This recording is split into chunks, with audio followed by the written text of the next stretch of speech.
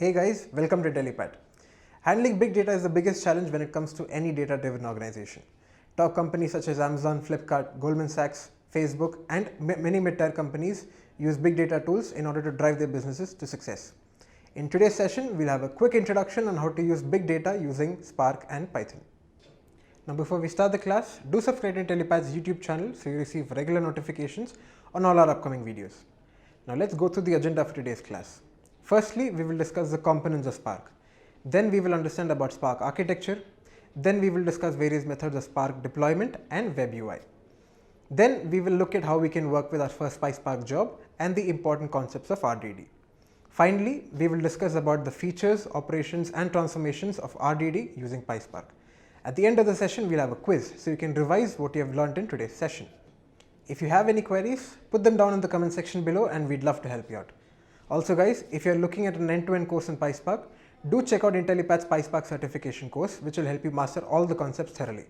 Now without any delay, let's start with today's session. Spark core forms the vital component of Spark, where it talks to all of the other modules for us, keeps in check with the other sub-modules. You have Spark SQL, you have Spark Streaming, you have MLlib, which is the machine learning library. Then we have GraphX, which is used for graph processing. And again, streaming is for live streaming, and SQL is to perform unstructured data processing, data access and data manipulation as well. So to bring all of this under one particular umbrella, we have Spark core. As I've already mentioned, this forms the the base of the Spark engine, guys. So our Spark core, as we already know, it contains all of the basic functionalities of Spark, right? So we have many things which needs looking at. Consider fault recovery, memory management. You need task scheduling. Then you're gonna need algorithms.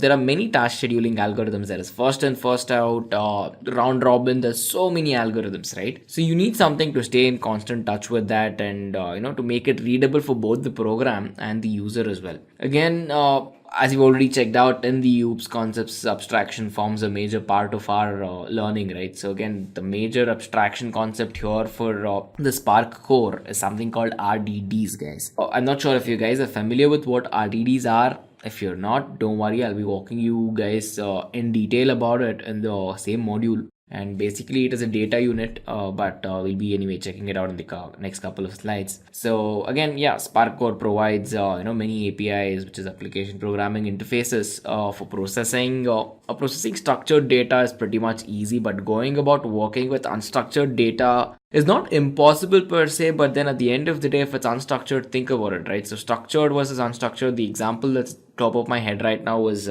having a clean bedroom and a living room versus a very shabby room where you've thrown all your dresses around and then you're in a hurry to pick up your dress and you have no idea where you're looking at, right? So similarly, that's again unstructured data.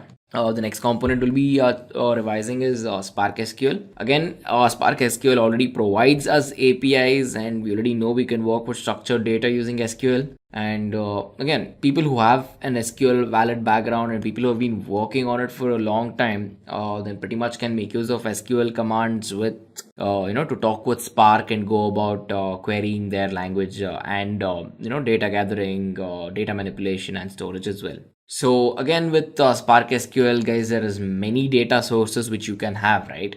Usually most of the time, all of the data sets are pretty much CSV files. And again, we have JSON queries that we can pull up, and we can have requests, and we can pull up a lot of data using that as well. Then we have Parquet, we have Hive, we have Cassandra, and guys, there's lots of data sources, a lot of abstraction tools where we can keep pulling in data at it is at our wish, right? So pretty much that's what I wanted to convey here. And with SQL, it really makes it easy. And then if you already know how you can go about programming with SQL, it makes your life even more easier because it is giving you a ready to use API to work with Spark. And next up, we have the Spark streaming engine, guys. So this basically provides us with really low latency and high quality streaming. So basically we need processing tools which go about giving us this result, right? So Spark streaming has again APIs which pretty much give us direct access, fast access, and most of all, We'll be covering an entire module about streaming, so don't worry about it in depth. But yeah, at this point of time, what I want you guys to know is that, to give you a quick idea of how it works. So basically, it gets all of the live input data streams, right? So it has continuous data flowing into it. To handle this particular data, what Spark Streaming usually goes about doing is it pretty much splits all of these data into certain tiny snippets and, we call it batches basically. So basically it goes about dividing data into batches. To give you an example, consider Twitter, right? So Twitter it is usually, I wouldn't say spam, but Twitter is bombarded with so many amount of tweets from everyone around the world, right? So imagine all of the data being generated at Twitter. So if you have to process this in real time, it is going to be a little tough. But then we can go about almost pushing for real-time requirements. That's what we call by near real-time, and this can be done. You can have logs generated, you can work on the logs, and you can perform analysis on the data as well. So you can do sentiment analysis and whatnot using the MLlib as well. So to go about doing this and to access that near real-time data, right, so we're pretty much going to need Spark Streaming, guys. And next up, coming to the MLlib, guys, this pretty much is the core for Spark's machine learning and artificial intelligence concepts. We're already familiar with the hype which goes on about machine learning and artificial intelligence, right? So, to just take a quick detour, if you guys remember back in the day, I think we were being told that, machine learning and artificial intelligence will one day revolutionize the world. Guys, it pretty much is already revolutionizing the world, right? I mean, it has been so subtly integrated into our world that we don't even realize it's there anymore. Look around you, probably, you can say, if you have an iOS device, you can pretty much go about saying, hey Siri, and that's artificial intelligence working for you. So everything from pretty much turning on your lights at home, turning on the air conditioner, putting rockets into moon and Mars as well. So we have machine learning everywhere, and it's been ever so subtly implemented that it's not pushed into our face. The concept is not pushed into our face, and it's really fun to work with. So anyway, coming back, guys, this particular library, right? So the machine learning library with Spark, it has so many inbuilt libraries which pretty much give you access to the plethora of machine learning algorithms which are ever so present with, in the case of machine learning and its concepts. And to give you a couple of names, machine learning algorithms, guys, we have classifications, we have regressions, we have clustering, we have collaborative filtering, right? So we have linear regressions. There's so many algorithms that you have to know and work with when it comes to machine learning. So in that particular case, MLlib pretty much has us covered here as well, guys. Also, machine learning library, right? So it provides various techniques as well. It's not the only thing where it provides a couple of libraries for us and then, we go about doing it on our own without any guidance. No. So it provides us a couple of techniques of how we can go about pre-processing our data. Because at the end of the day, data might be structured, unstructured, right? So we converting this particular data into something usable, right? So that usable part is what we call information. So data as it is, as it stands, Spartan, there's pretty much nothing you can do about it. So it is clustered, it is, unstructured, and at the end of the day, it might not be what you're looking for. So consider, data if you want like a mug of coffee, guys. So if I give you the coffee powder, I give you a cup of milk, I give you sugar all separate in 3 containers. Well, it is still coffee, but at the end of the day, you cannot drink from each and expect the same coffee taste, right? So that is data. And let's say you brew up a really good cup of coffee as soon as you mix up all of that and, do all the process, and then that becomes information, right? So this pretty much, again, for coffee to pretty much take it from the plant, the coffee plant, and then, to get it roasted and ready to grind, this can be another good analogy for data pre-processing as well, guys. And next up, we have GraphX. So pretty much as beginners, I guess, you guys might be interested in graphing out a couple of data as well, and basically it's visualization, guys. So whenever I've spoken to a beginner, that person as a learner, he prefers to find out more about a language, more about a code, if it looks really good. So GraphX is, again, pretty much you can graph out everything you want to, and basically at the end of the day, graphs look really nice to look at and work with, right? Most of all, it provides really good analysis and it supports computation for large amounts of data, right? So again, I've been giving you analogies with simple terms to just put the concept in your heads. But at the end of the day, you need to realize that the data which you'll be working with at the end of the day is huge. So yeah, and at the end of the day, instead of looking at a million numbers, it would be really nice to look at probably 10 graphs, right? Think about it. And they pretty much come with a variety of graphing algorithms and a lot of computation techniques as well. And these are mainly used for disaster recovery systems, and something like, say, after a hurricane hits and you need to find out what's going on, what is the level of damage, the population who were affected by it, and so on. And a couple of page ranking algorithms have used graphs, as well as I've seen a lot of financial fraud detection systems. And most of all, I think graph, the first thing, the most important thing that comes into my head is pretty much, think about it, guys, stock market, right? So if you keep looking at numbers, then sure, that'll work too. But again, looking at graphs, if you're a trader, you will pretty much figure out how important graphs are, right? So GraphX is pretty much the Spark equivalent for that. Here is an abstracted quick view of what everything looks like. So Spark components, again, we already know that the programming languages supported by Spark are pretty much Scala, R, Java, and Python, where a couple of people prefer Python over Scala just for good readability, easy learning, and a lot of applications as well. With terms of library, we have seen SQL, MLlib, GraphX, and streaming as well. And to talk to all of these components together and to hold one management engine, we have the Spark core. And then we have something called cluster management tools as well. We've already checked out what Yarn is. So Yarn is basically yet another resource negotiator. And so to have your data in clusters, to access the data from these clusters and you to work with, pretty much you're going to need Yarn to talk to Spark as well. And then we have Apache Mesos. Again, Mesos is similar to Yarn, but it pretty much gives you very good functionality as well. And then we have Spark Scheduler, guys. Again, this is another cluster management tool, which I think a majority of users who have real-time dependencies go about using it. Then for storage, you're already familiar with HDFS, Hadoop file system. Then we'll be checking out, we already know that you can pretty much convert all of our data into the Hadoop file system requirements and pick it up from each individual nodes in the network. But Apache will also support a standalone node as well. So let's say you're experimenting and you have no instance where you connect to multiple nodes for your clustering requirements. You can pretty much go about doing it in a standalone node as well. And to move it to cloud, I think Amazon EC2 does a good job to pretty much help you with storage and to move everything to the cloud as well. And support for relational database management systems and NoSQL is of worthy mention here as well. So I would recommend you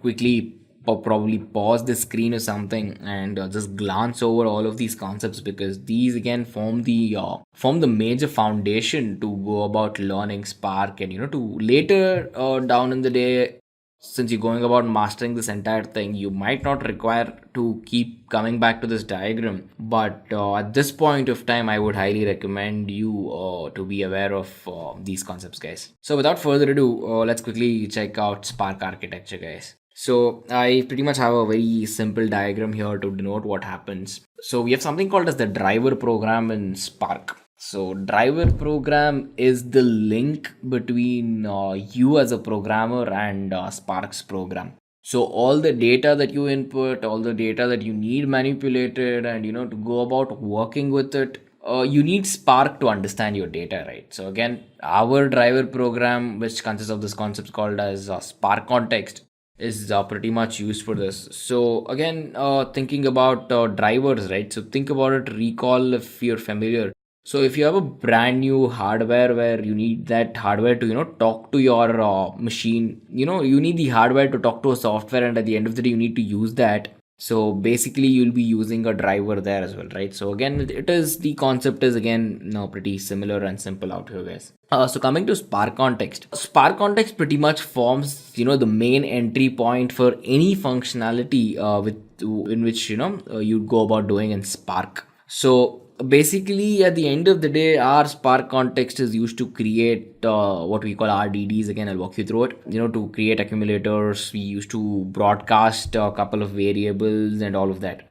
But one thing that at this point of time in the introduction that I would like to tell you guys is, again, you need to know that for every single instance of Spark running, a Spark core running, you need to have only one Spark context. So if you have more than one, again, you cannot run it side by side and you will get a error, guys. So one Spark context for every single program and you'll be good to go. So again, all of the data that we've inputted pretty much goes into our cluster manager, where we have a couple of management tools that we looked at in the previous slide, where again, this depends on you. If you're pulling your data from the cloud, you're pulling it from a couple of different nodes, or you're pulling it from, one standalone node and all of that, right? So the cluster management, I think, forms a very vital part.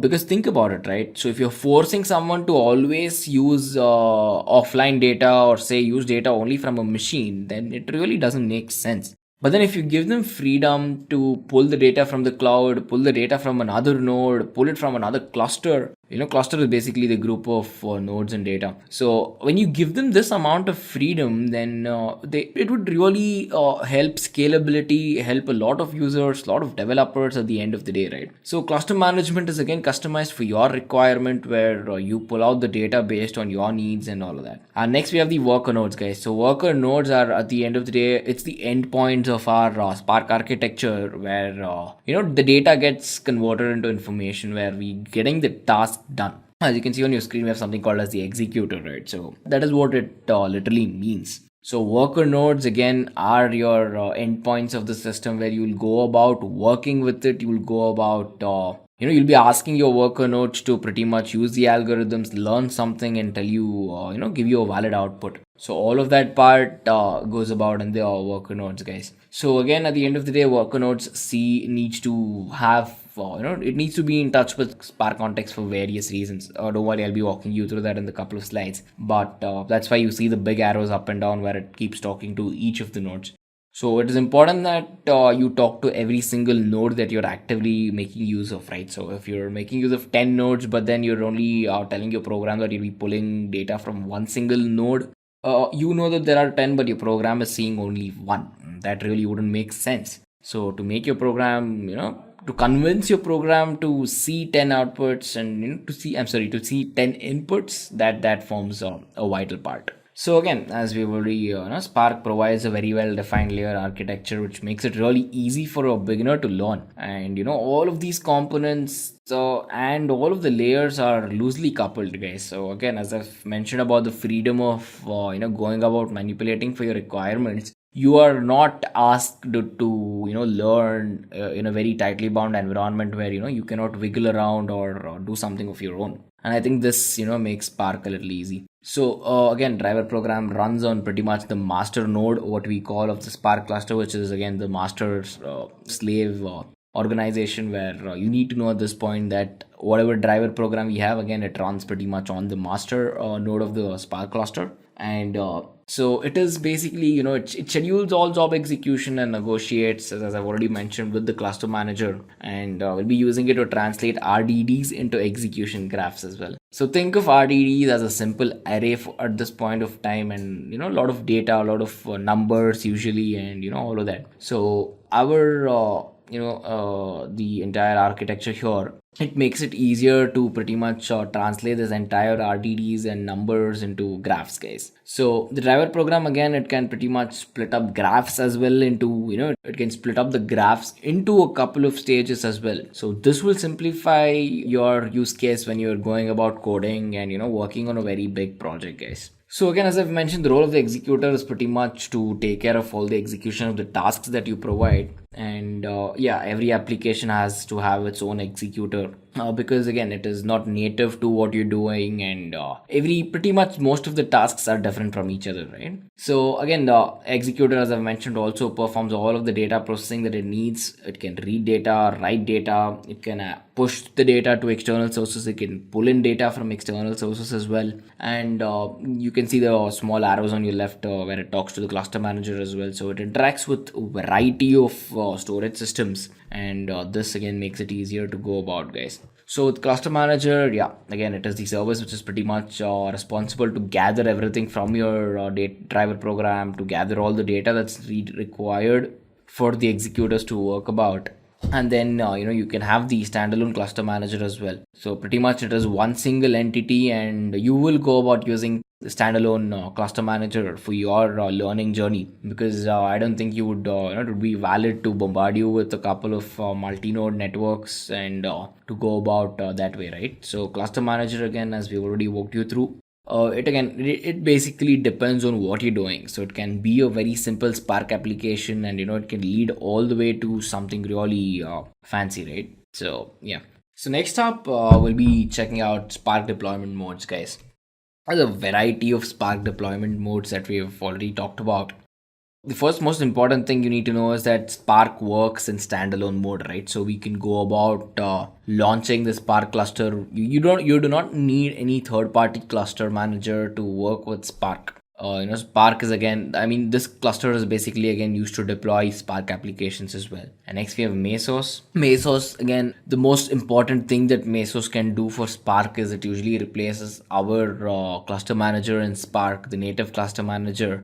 And it goes about providing a private cluster of data for you, and then it provides a lot of tools as well. Next up, you can have Spark on Yarn. So you can pretty much deploy it on top of Yarn, and usually Spark with Hadoop can enhance Spark's capability by a lot. So it's like this extra masala we put on a dish, right? So put that kind of analogy in your head. So Spark with Hadoop is it plays a major role in upping Spark's game, guys. So that's what I wanted to convey. And we have Amazon EC2 as well. So Amazon has been providing us with a lot of good cloud services these days, and I'm sure you guys already know what Amazon EC2 is, right? In case you do not know, well, basically Amazon EC2, it stands for Elastic Cloud Computing, and so basically, we know what it stands for. So it is a web service that provides, secure, resizable computing capacity. And it does this. I mean, it is not at the end of the day, it is on cloud, right? So it is meant for scalability, and that is how EC2 works. And to push your entire application to cloud is something really nice, guys. I mean, I've personally worked on a couple of projects with EC2 where I've moved a couple of stuff there, and it makes your life a lot easier. Cloud at the end of the day, right? So then we have Kubernetes. Guys, Kubernetes, again, it is an open source chain. So basically, Kubernetes was founded by Google. It was invented by the developers at Google. But right now, it's being maintained by a separate firm. The firm is called Cloud Native Computing Foundation. And sure, Kubernetes is fun to work with as well. So what I want to convey with this slide is that, in terms of Spark and its deployment, you can go about working with it standalone, with Mesos, with Yarn, with EC2, and with Kubernetes as well.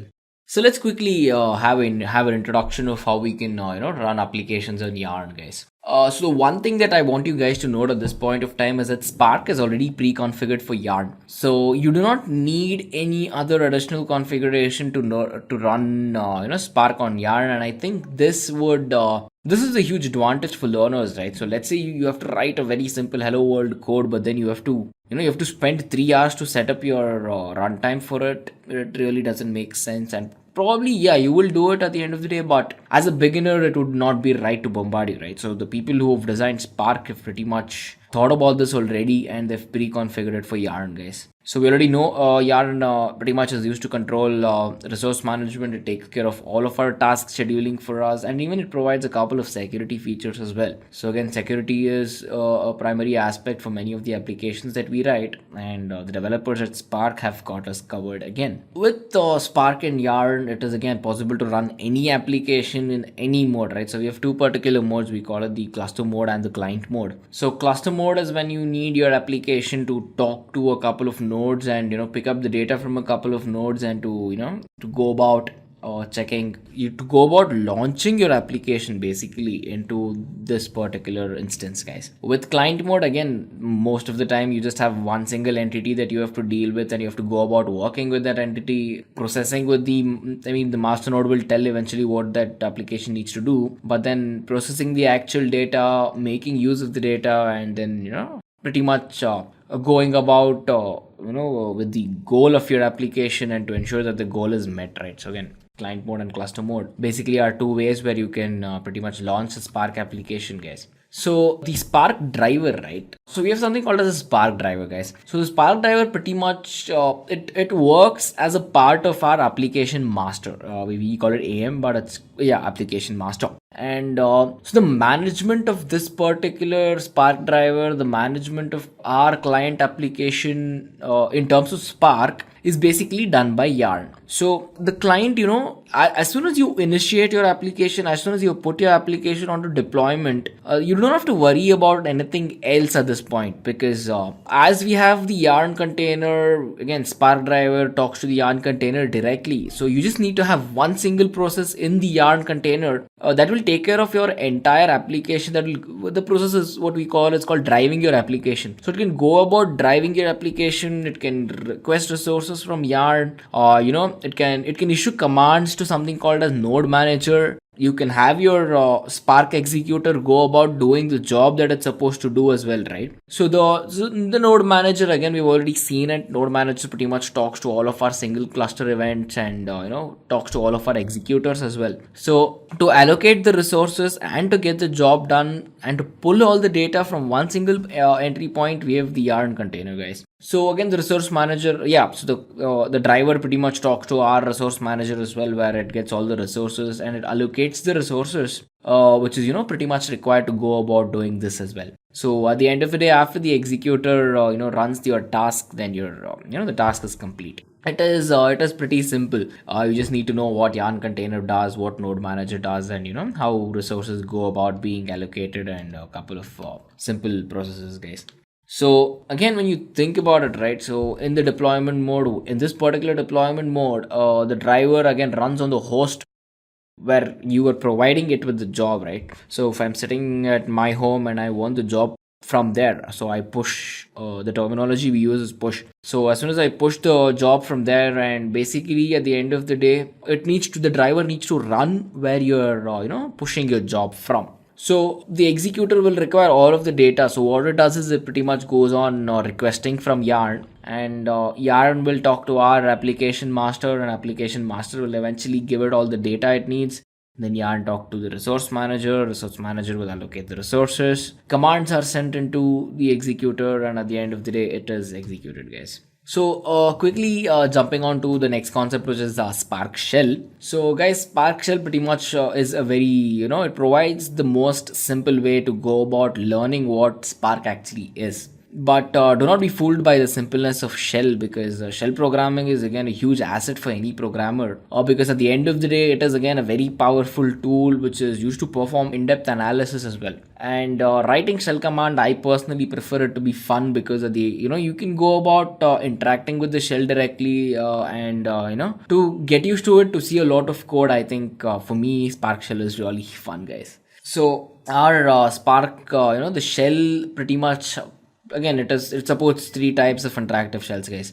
So we have Spark Shell with Scala, we have with Python, and with R as well. So we can go about concentrating how it works with Python. Let's quickly dive into what Spark Web UI is, guys. So think about it. What do you think about Spark Web UI, where you can use Spark Web UI, and what you can go about doing it, right? So quickly take a minute to see if something pops up in your head, or probably if you've seen or read about this somewhere else previously as well.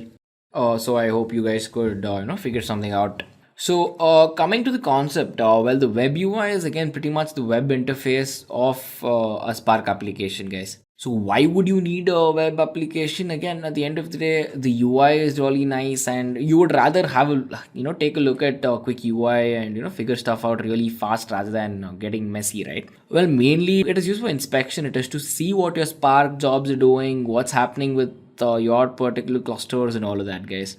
So consider where every single time you create a new Spark context, this will basically tell your application to launch one instance of your Web UI. Your Web UI can be pretty much on it is on the local host machine, right? So there is this particular ID that you can use it, and yeah, you can do a lot of things with it. You can go about working with jobs. You can check out what the stages of your application is. You can check out what the storage, what's the issue with storage, what's going on, I mean how much amount of data your each application needs, so you can go about having your resource allocators allocate that. You can check out the environment in which it's being worked on, right? So a lot of things that you can do, and you will be talking to your executors at the end of the day as well. So Web UI is really a fun way to take a look at that. So the jobs tab, again, yes, it is usually used to show all the status of whatever is happening with your current Spark jobs in that particular application, guys. So as I've already mentioned, the Spark context, you will be looking at the context in the job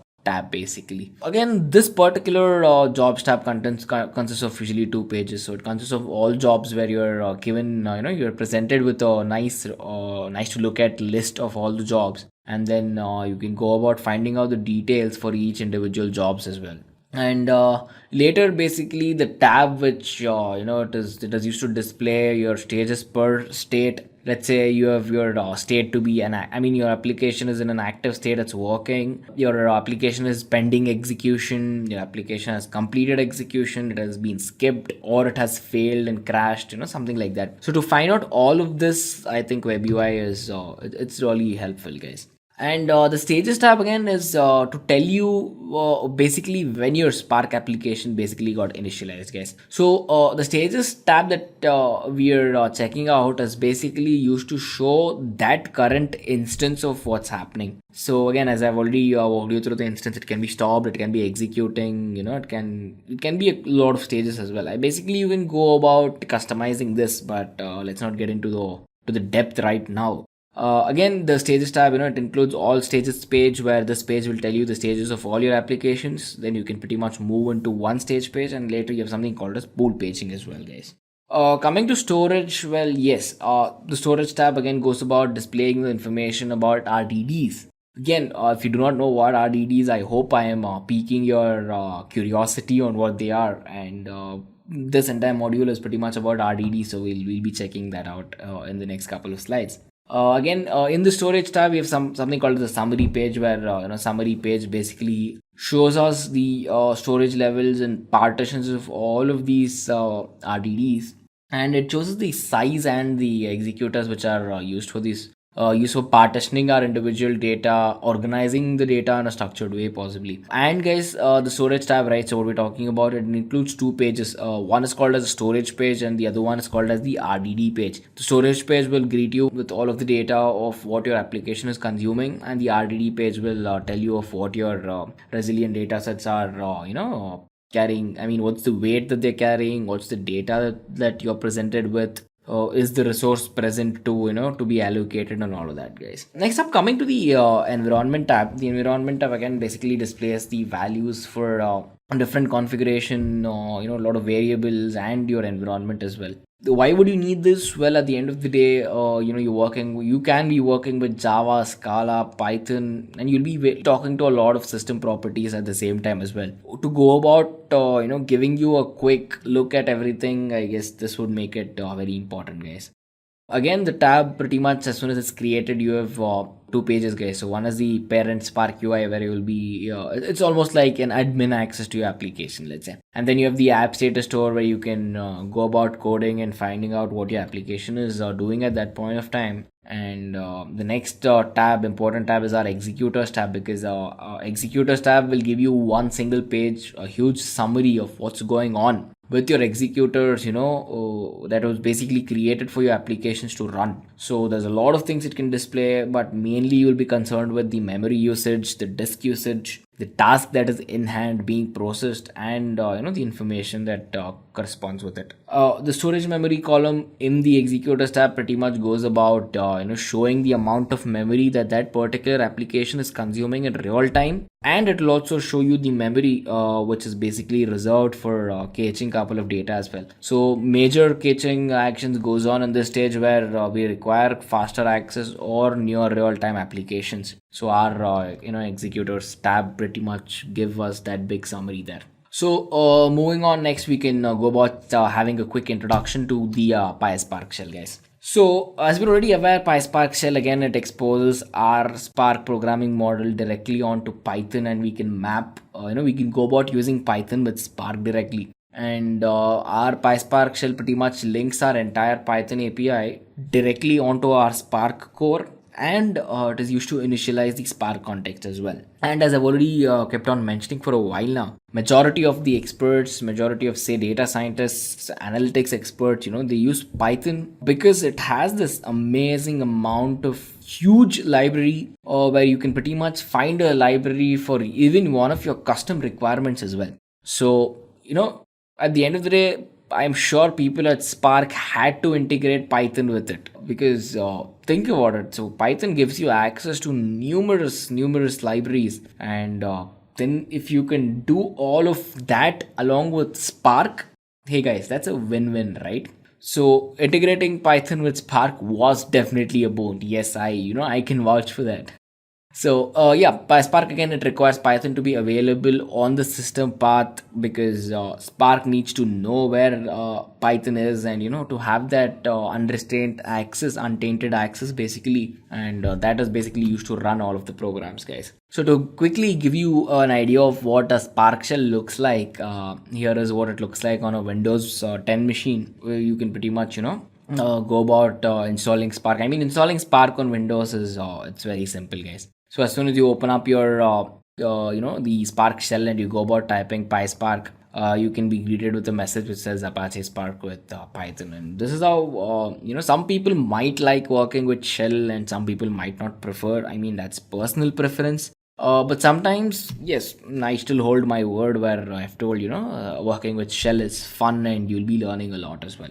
So next, quickly have an overview of how we can submit a PySpark job, guys. So in terms of PySpark or Spark in general, it's not that all of our code are independent of each other, right? So sometimes we have this native code dependencies. It can be with other projects. You can have multiple source codes from coming in from multiple directions, and then you need a way to go about packaging them with your application, and you need this code to be basically distributed to every single node on your Spark cluster as well. So for this, we usually, we go about creating an assembly jar file that contains our code and all of its dependencies. So there is a quick requirement for Java as well. And you have Maven again, which can have assembly plugins. And basically when we're creating jars or say lists in Spark and Hadoop, so again, these are certain dependencies that we need to know, we need to work with. And again, here's a quick overview as well. So after that, we'll have the assembled jar file, which we can basically call as the bin file, or our Spark submit script, which is used to basically, as the name suggests, to submit our script while passing our jar file as well. So as soon as you hit Spark submit, so this script is basically used to launch the applications that you've just programmed and to push it on the cluster, guys. Again, quick recall, Spark is already pre-configured for Yarn. It does not require any additional configuration to run. Yarn controls all of our resource management, scheduling, and security. It is possible to run an application in any mode, right? Either cluster mode or client mode. So to be launching it in cluster or client mode, all you just have to go about using this simple piece of code. So you might be wondering all the backslashes, right? So if you're going about using shell programming, then you will be you'll be exposed to a lot of slashes as well. So have a quick pause of the screen and try to see if you can figure out. I mean, it is not important at this point of time for you to know what this does, but then just see if you can figure something out, right? So most of your learning happens due to your perspective. So you try to figure it out and on your own, and I think that holds better in memory as well. So go about quickly pausing the screen to see if you can figure something out. And if you cannot, not to worry. Anyway, we'll be checking this out in the next couple of modules. So there, you can get familiar with this as well. So again, this is the steps which you'll be using to, going about building the application. So we'll be creating a document. Let us say we'll call it PySpark Job.py. .py extension, because again this is a Python file. We'll be storing it on any of our local drives, local machines, and whatnot. As soon as you open the file, yes. So what we're doing here is we'll be printing, hello, this is PySpark, right? So you can upload this particular file into our Cloud Labs local storage, guys. So if you're not making use of a virtual machine at this point of time, you can have this tiny hello world code to be pushed onto our Cloud Labs local storage, and you can perform this particular steps to go about working with it, guys. So basically, as I've already mentioned, to run your application you will be using Spark Submit Master, and we'll be using the yarn cluster here. So we're using the yarn deploy, and as soon as you go about using that client your file name.py, it will go about pretty much working with it. And if you can see here, if you can check out the mouse, this is where you have your application output as well. So this is how you would go about submitting a PySpark job, guys. And so how can we go about checking a PySpark job using a couple of Jupyter notebooks? Spark can pretty much go about easily running in its standalone mode that we have discussed. And consider this tiny example I have on the right for you, right? So this is again Google Colab. I'll be quickly walking you through the same. So in this particular example, we'll be importing PySpark for our usage. Firstly, we'll be installing PySpark, we'll be importing PySpark, we'll be initializing our Spark context, followed by that we'll be performing our calculation. So we'll be using the mod function. This is basically our basic, Spark job. And later we'll be using an RDD operation to perform a transformation, guys. I hope I am, again, piquing your interest on what an RDD is. So if I have to, give you a small trailer of what RDDs are at this point of time, well, RDDs actually stand for resilient or distributed data set, guys. So RDDs are the fundamental structures of Spark. And every data set in an RDD is again divided into a lot of local partitions, which is needed for each different clusters and all of that. Anyway, we'll be coming back to that. So let me quickly open up my Google Colab, so we can walk with our first PySpark job, guys. So this is Google Colab. You can basically access it by typing in collab.research.google.com. And this is basically, guys, at the end of the day, this is just a Jupyter notebook which is hosted on Google Cloud. So you can carry your code easily everywhere. So I've been using Google Colab for a couple of years now, ever since its launch, and I find it really easy. Basically, it's convenience, guys. So all you have to do is to run your code, you type in your code. So our first code is again to basically check the Java version that we require, and as soon as I go and hit the play button right next to it, done. So your code is executed, and you do not have to install Python, you don't have to install the dependencies, you don't have to go about configuring the runtime executor, nothing. So all you do is type in your code, hit play, and you're good. So that's how simple it is, guys. So basically we have Java version 11 right now, but for our Spark applications, most of the time we prefer Java 8. So I'll be installing selection 2 is basically Java 8. So I'll be going about installing Java 8 for that, and we'll be downloading Spark as well. So wget is used to download it from a particular server, and here's the official server link for picking up Spark 2.4.4. So as soon as I hit that, our Google Colab will go on downloading Spark and uploading in its file section as well. And this will take a minute, so we'll just continue as soon as we're done with the download.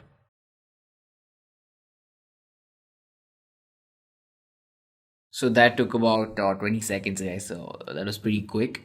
And as soon as you download it, it is in a zip format, right? So it's in a TGZ format. So to go about executing this, we need to first of all unzip it, right? So we will use this command called darxf, where we are unzipping it in a format where Google Colab understands what is present inside our our Spark zip file. So after this, we have to install something called as Find Spark. Can you guys quickly guess what Find Spark is? Probably take a second to figure out what Find Spark is. Think about it. I mean, If you can't figure it out, it's fine. So basically, to keep your Spark instance to be portable, we make use of Find Spark at the end of the day, guys. So this is a very tiny module, so this should be, I'm guessing installed under 5 seconds, and that's done. Again, you need to set up a couple of environment variables. We have to set up Java Home. We need to set up the environment variable Spark Home. So this is the code to go about doing that, and as soon as I hit play, that's done. So let us go about creating our first Spark session, guys. So we'll be importing find Spark, or to go about starting your Spark session using find spark.init method, and then we'll be importing PySpark.sql. So we'll be including the SQL module from the particular Spark session, and at this we're just telling that we'll have only one local instance where you're working with it. So again, at this point of time, we're doing nothing but just creating an empty session for us. But you need to know that we have further code to check as well. So I cannot just go about executing further code because Spark session is already running right now in Colab. So let me quickly stop our session so we can pretty much rerun it again. Next up, we need to install PySpark. So we have installed Spark now. Let's quickly install PySpark. So this should take about half a minute, which is what I assume.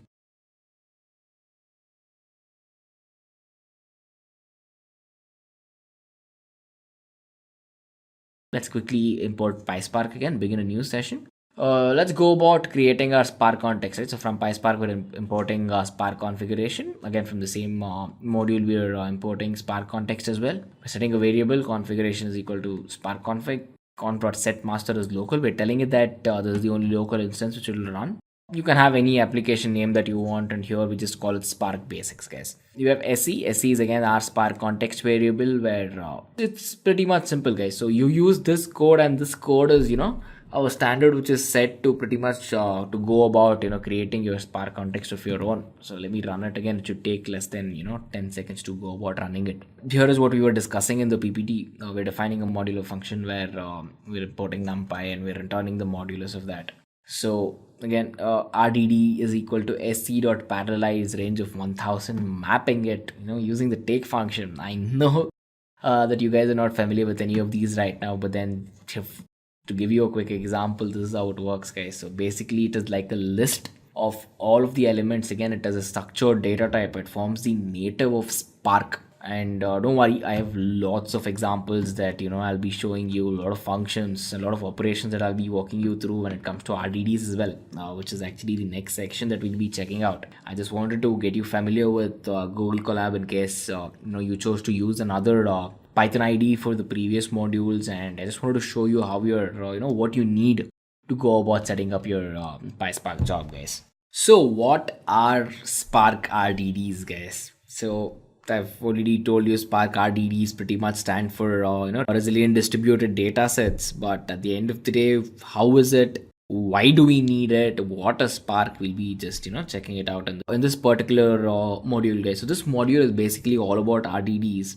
and we really need to know what they are, why we need it, and all that, right? So RDDs are immutable. They are they are separate, split, structured partitions of data. So basically, data, records, collections all mean the same. And they can be, how can they be created? As basically you can have a couple of functions work on it. I'll be walking you through the functions as well. We have map, we have filter, we have group by function, load, and loads of functions. So when you have all of these operations done and you have certain things which are done to your data, well, most of it is you need to save your data after after you do certain operations on it, right? So to have a certain stable storage media, the media can be HDFS as well, and so after the transformations that's being done, you need a place to store it. So the transformation being worked on that particular data, guys, that is what RDDs are mainly used for. So there's a couple of things that I need to walk you. Very important things is pretty much with to start with. It is again, the first thing is in-memory computation.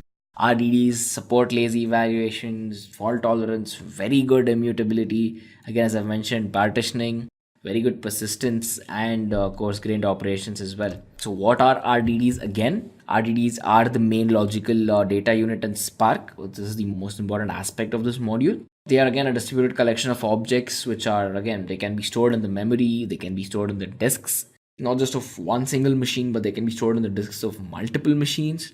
And one single RDD can be divided into multiple logical partitions, and these partitions can be stored, these can be processed on all of the machines in a cluster as well. So again, yeah, RDDs, they can be caged, they can be used again and again, no matter how many times that you require for any of your future transformations. I mean, these are small files, so at the end of the day, you can keep caching them and reusing them.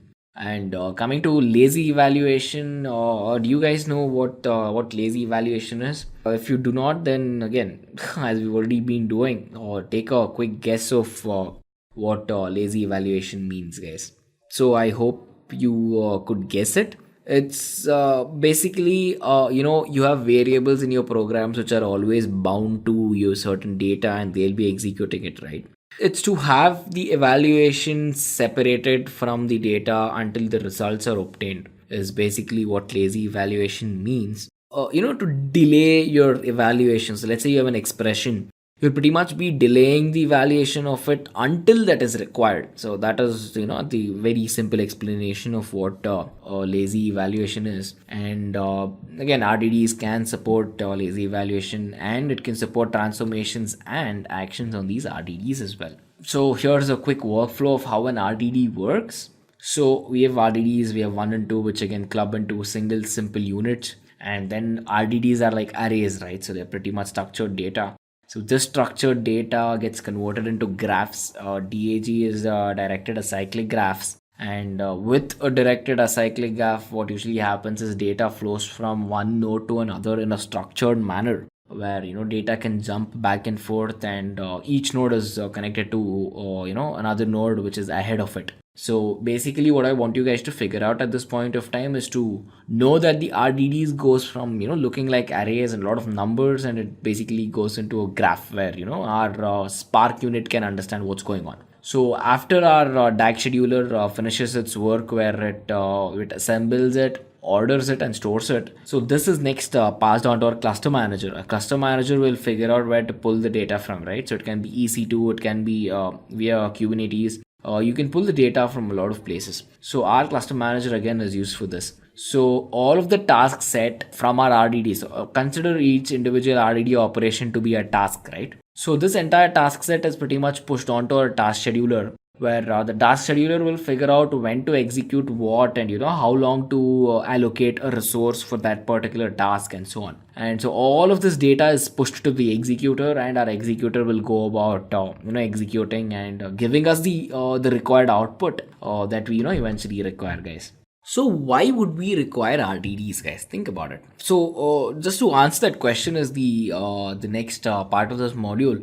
We need to find out what are the stopgaps in the existing methodologies that lead us there, right? So firstly, I have in-disk computation, guys. So before the existence of RDDs, what used to happen was we had, again, ton loads of data back in the day as well. But all these data were being processed in a hard disk, in a spinning, slow hard disk. So we already know that, in-memory computation can be done, which is already supported. Obviously, executing something in your RAM on your cache is, 100,000 times faster than what it's done on your hard disk. So with in-disk computation, again, we needed something to, go about stepping up our game, and we needed in-memory computation, basically.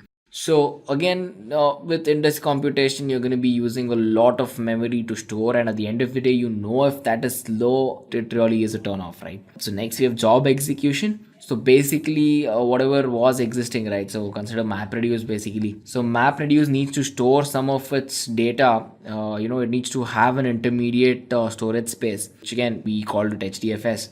So it needs a place to store all the intermediate data, to access it, to pick it up again. With the job execution, another important point is that it makes so overall computation of your jobs are really slow. So probably we can imagine and we can handle slow execution if it's one job, 10 jobs, and it takes about 5-10 minutes. But if a 10-minute job was taking about 35-40 hours, then that would really slow down things, right?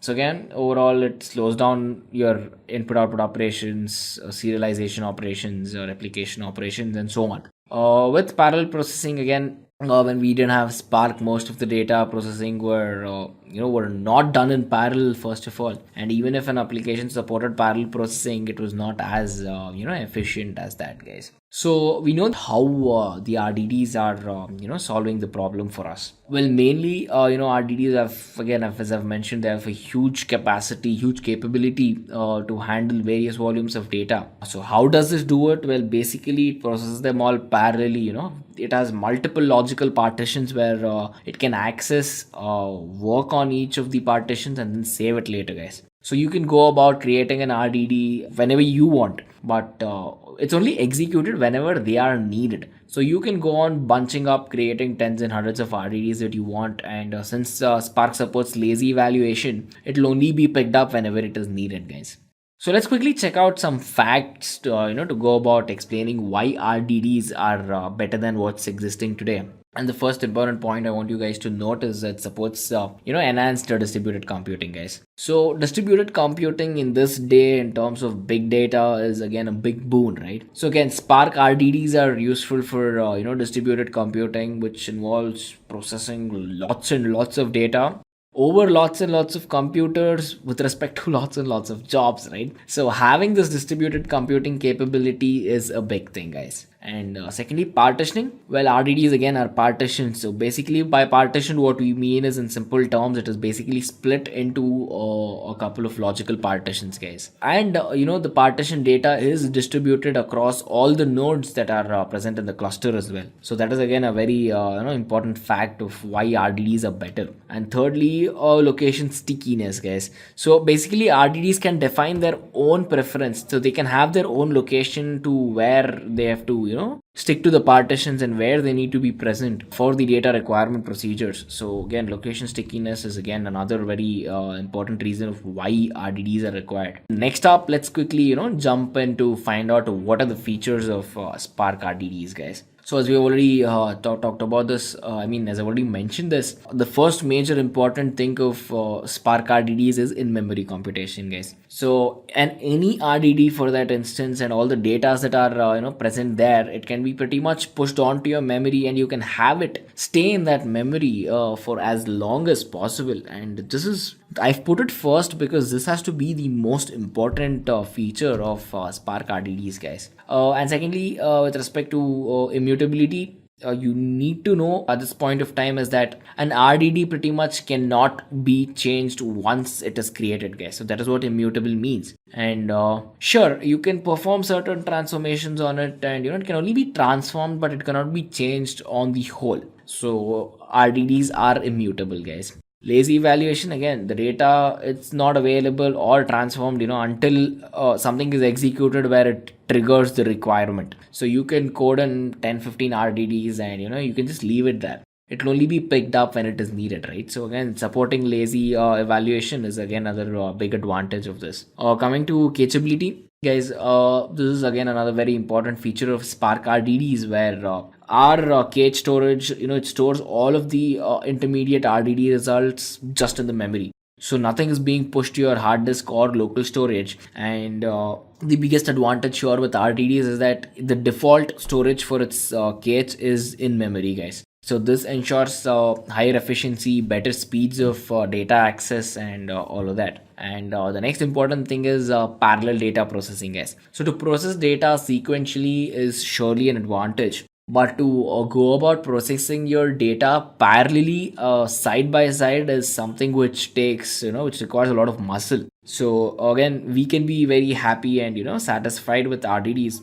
because RDDs can process the data in parallel for us. And lastly, the another important feature of Spark RDDs is that it can have types, guys. So it is a typed configuration where your RDDs can be of the type integer, it can be of the type long, it can be a float, and this again ensures better readability. It is more concise. It gives you that feeling of tailor make where you can have your data which is in perfect condition, where as soon as you glance at it if it's an integer coded data, if it's data with large numbers using long, or if it's a decimal number which has float and whatnot, guys. Next up on this module, we need to check out the ways the ways which is basically used to create RDDs in PySpark, guys.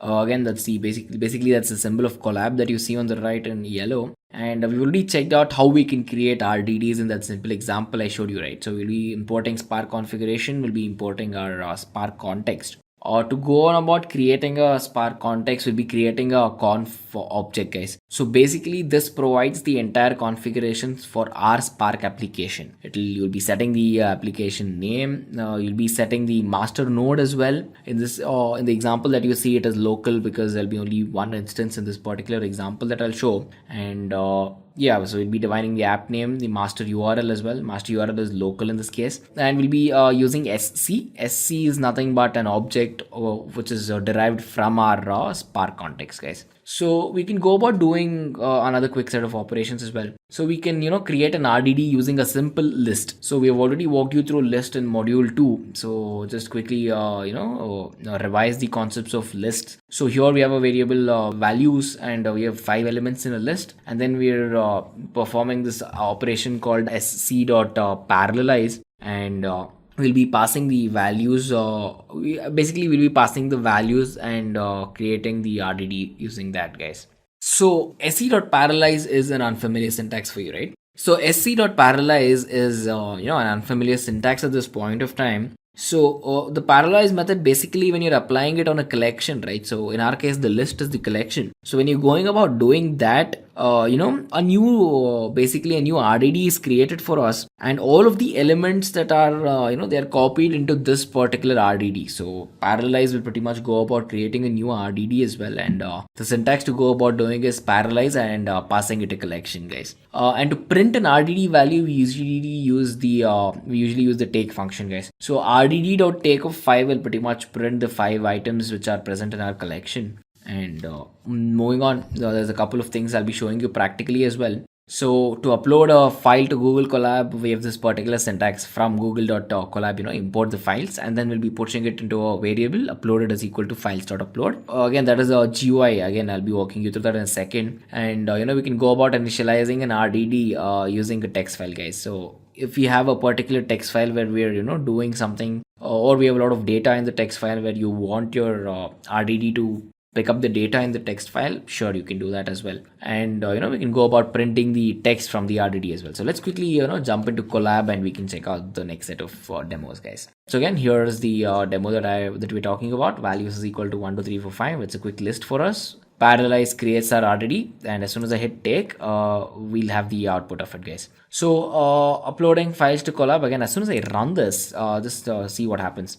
So it'll allow us, it's still running, so it's still waiting for me to put up a file. Let me quickly, jump to our desktop. We have a Spark file which is ready. It's a text file, basically, nothing important. So basically I have, I have some gibberish written in there for this example, guys. So loading a text file is again pretty simple. sc.text file of spark.text. The location here we're giving spark.text because, inside the files we already have it. So there is no other no other path where we have to provide it. So it is just files in case of Colab, guys. So as soon as I go about running this, it will pick it up. And as soon as I hit rdd.collect, which is basically used to print the RDD data, so it will say Apache Spark with Python is PySpark. So this data our RDD has picked up because of what I have put in the text file, guys. So it is as as simple and straightforward as that. Moving on, the next concept that we'll be checking out is something called as persistence and caching, guys. So to begin, we already know that RDDs are support lazy evaluation, right? So you can go about using the same RDD any number of time you want, and it'll go on recomputing it as well. So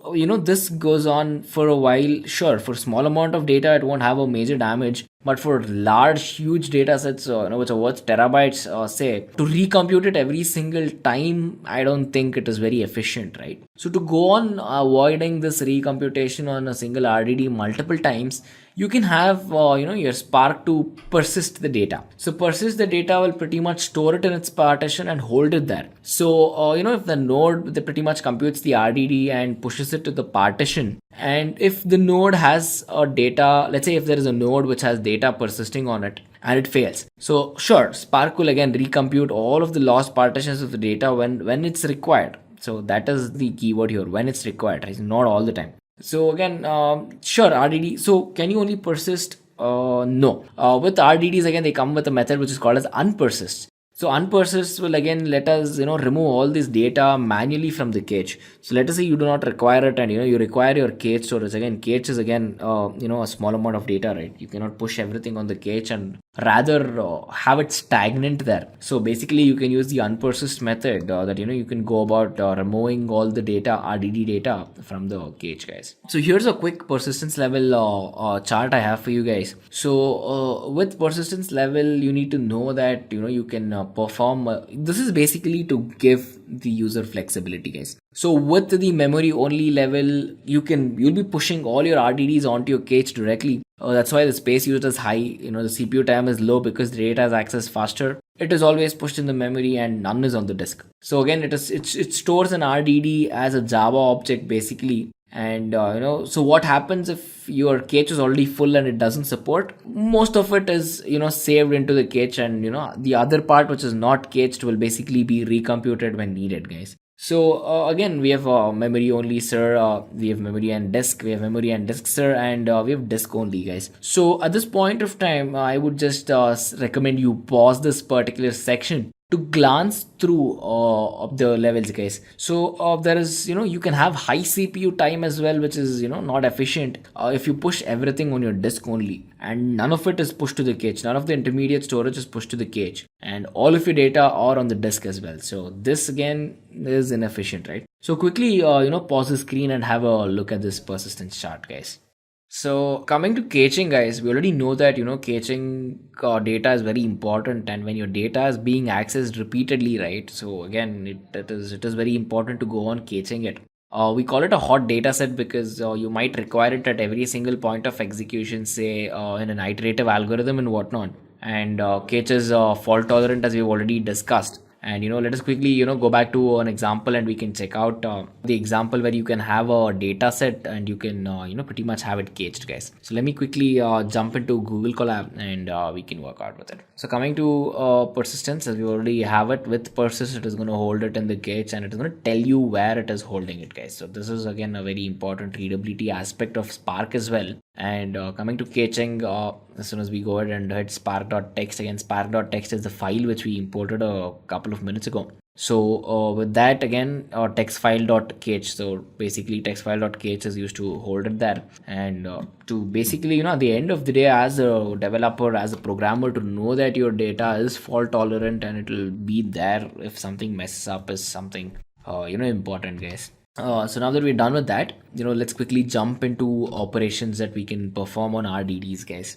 There's a lot of operations that you can eventually perform, but then there's two main important types of operations that you can perform. So the first one is called as a transformation. Think about it, right? So RDDs are immutable, as we've already discussed. So to work around this, we need something called as a transformation. So the transformation will basically return a new RDD, guys. So a lot of emphasis on the word new, guys. Since it's immutable, then creating a new RDD is, it's inexplicable. So creating a new RDD is a great requirement, guys. Again, what an action will do is basically it will return one singular value to us, and that will make our lives a lot simple, guys. So you will basically figure it out when you're getting your hands dirty with a lot of code. And without further ado, let's quickly check out RDD transformations, guys. So again, transformations, as the rest of RDD concepts, are all lazy operations that are basically performed on one RDD unit. And doing this will eventually lead to a transformation, will lead to creating one or more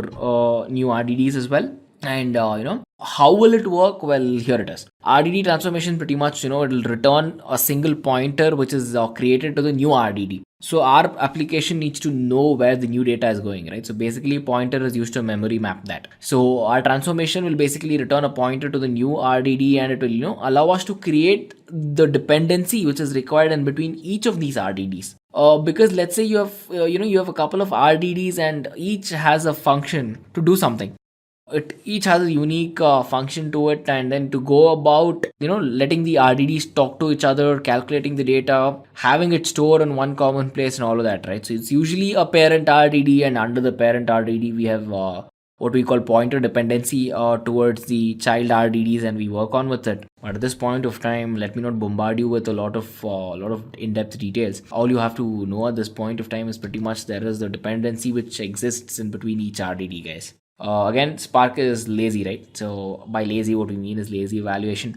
So nothing will get executed unless you actually go about making some transformation or having an action that will actually create a trigger. So the trigger is basically what starts the operations here. So you can have job creation and execution there as well. So RDD transformation is transformation is basically not a set of data. You might be wondering if it's a set of data at this point of time. Well, it is not. It is a step in a particular program. It can be the only step, or it can be one among many steps. And so how the transformation works is it basically tells Spark how to get the data and what to do with it, guys. So couple of transformations that you can that we'll be walking you through with is basically map. We'll be checking out flat map. We can check out filter. We can check out map partitions with index. We can check out samples, union, intersection, all of these, guys. So without further ado, let's quickly check out each of these operations, guys. So the first transformation we'll be looking at is the map, guys. So what map in simple terms does is basically it passes every single element through a function. So think of mapping in literal terms, right? So let's quickly jump into code where it will be better to understand with code, guys. So again, we have a list. This is basically all strings, Spark, RDD, example, sample, another example, say. So as soon as we use x.map and we pass a lambda function through it, so what basically happens is it lets us map it into key value pairs that you can go about seeing here. So Spark is mapped with 1, and RDD is mapped with 1, sample 1, example 1, and all of that. So our lambda function is pretty much used to perform the mapping here. So again, this is the code that we just walked you through. So you can pretty much map the key value pairs to be anything that you want, and this is the it is used to add a little more structure to our data, guys. So next we have flat map, guys. So flat map, what I want you guys to know at this point of time, it is pretty much exactly like mapped, but then you can have your values to be mapped from from 0 to any number of output items that you want. Why would you do this? Because let's say you have a function that should return multiple number of outputs, right? So we already know that majority of our functions will only return one output. But let's say we require a function which requires more than one output. So let's say you require a sequence. So in that particular case, we will require the flat map, guys. So again, we have sc.parallelize. We're basically creating 3 elements, 2, 3, and 4. And we are passing it on to our rdd.flatmap lambda function. Range is 1 to x. Dot collect again is added instead of doing separately. So basically here we have separated out y.collect, and here you can go about adding it there as well. So this again is pretty much creating instances and copying the values for us. So as you can check out 1 1 1 2 2 and 3, guys. So flat mapping, again, you wouldn't use it directly, but then you can go on a mapping to multiple elements that you want. You'll not be using it practically, but then hey, it's good enough. It's good to know, right? And next up we have filter, guys. So filter again, it returns a collection of elements which is you're filtering based on something, right? So think about filter in general as well. So you're filtering something based on name, based on ID, based on your roll number or whatever, right? So again, filtering here works the same way as well. So you have a collection. In our case, most of it is lists, and we'll provide a condition to it saying if this condition is valid, just collect all those elements for us. So coming to filter, again, we have 1, 2, 3, 4, 5. If any of these individual elements, when you perform the modulo operation 2, if the reminder is basically 0, then we go about collecting it, guys. So we're going to divide 1 by 2. You will get a reminder, so that's not picked. You divide 2 by 2, reminder is 0. Yes, pick that. You divide 3 by 2, you will not get, you will have a reminder of 1, right? So that will not get picked. 4 divides 2 with a reminder of 0. Yes, 5 doesn't. So go about doing it. You'll get 2, 4. If you can, put in a 6 here, then you will pretty much get 2, 4, 6 as well. So it's as simple as that, guys. Next up, we have the sample operation. So sample, pretty much the process of sampling is where we small amount of data which either requires replacement or which doesn't doesn't require replacement, right? So having a sample doesn't have to have any ordered values, right? So you can have any random number generator to give you certain random data as well. So with the sample operation, we can have 3 parameters, guys. So this method supports 3 main parameters. The first one is with replacement. So with replacement is basically say sampling a certain element multiple number of times, right? So when you're sampling it out every single time, then you can have it replaced as well. The next up is the fraction. Basically with fraction, you go about making the size of your sample so as a tiny snippet or as a fraction of what your RDD's entire size is. And you can do this without replacement of data as well. And next we have seed. With the parameter seed, what we basically do is, it acts as a seed for our random number generator. Where we'll have a number being generated for us. So again, we're creating a number of range to 9, and it will pretty much go about generating a sample data for us, and you can work with that as well, guys. So to check out another example out here, we can check out another different range of data, but at this point of time, just quickly pause the screen, take a look at the code, and we'll be jumping to Google Colab, guys. So we're in Google Colab, and I just executed the second piece of code. So we're just creating sample data, which is from 0 to 8, and at the end of the day, we're collecting the simple sample data as well. And the next important operation that we should look at is the union operation, guys. So basically, union of two RDDs is basically concatenating and mixing all those elements. And yes, union does support repeated elements from most of our RDDs, guys.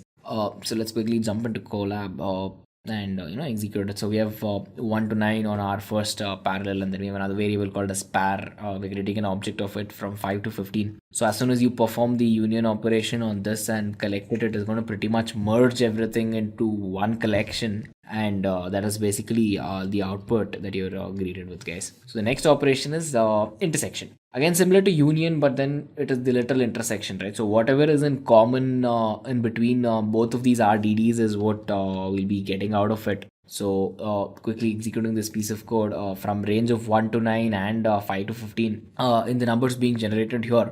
5, 6, 7, 8 are what is common between 1 to 9 and 5 to 15, right? So that's exactly what's printed. So the intersection is pretty much the common elements in both the data sets, and it's it's as simple as that, guys.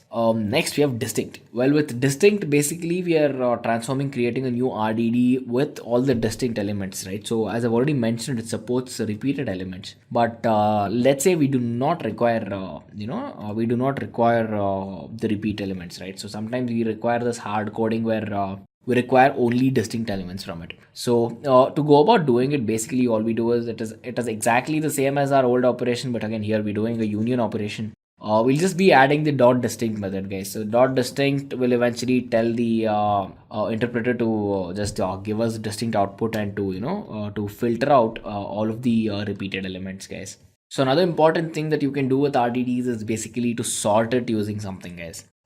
So you can go on mapping something to another key that we've already seen, but what if you have to go about sorting this with respect to any of your personal any requirements, right? So here we have a sort by function, and this pretty much supports sorting in the ascending order, guys. So we have random numbers out here, 5, 7, 1, 3, 2, 1. As you can already see, they are not ordered in any fashion, but as soon as I go ahead and run this, you can check out that it's ordered, right? So it's 1, 1, 2, 3, 5, 7. So if we go about adding 10 here, 10 will remain in that last slot because it is the highest number. So again, after it's mapped, can we go on sorting it as we've already seen in the slides? Yes, we can. So this will be mapped again in the ascending order. So whatever is mapped for 1, Z comes first. Whatever is mapped for L comes next. Then H comes because it is the next 10, and lastly we'll get A, which is 26. So sort by is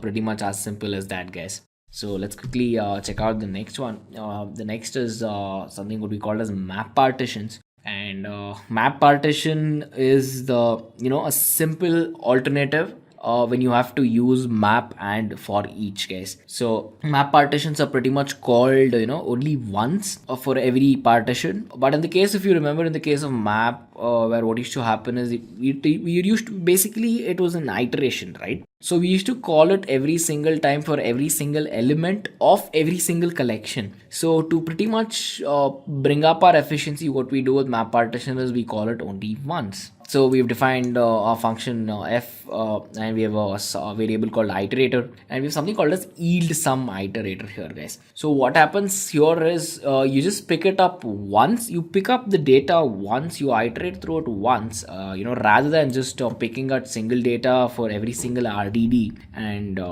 so, but then that particular instance, what we saw, it was not indexed, so you do not know how you can go about pulling the data and what the data actually does. So to get a quick idea of how you can pull up the data with indexing it, we have map partitions with index, guys. So it's basically a single term, but then I've just split it out in the title to just get better readability. So what map partitions with index does is it returns a brand new RDD for us by applying a function on each partition of the RDD while tracking the index of the original partition. So we need to find out what the original partition's index is, and then we will go on keeping a track of it, guys. So we have 1, 2, 3, 4 and 4. As soon as instead of just throwing in our iterator variable, we have something called a split index that we'll be pushing onto our function. And as you can see, instead of just using rdd.map_partitions and collecting it later, we're pretty much going about map partitions with index, and then we're yielding the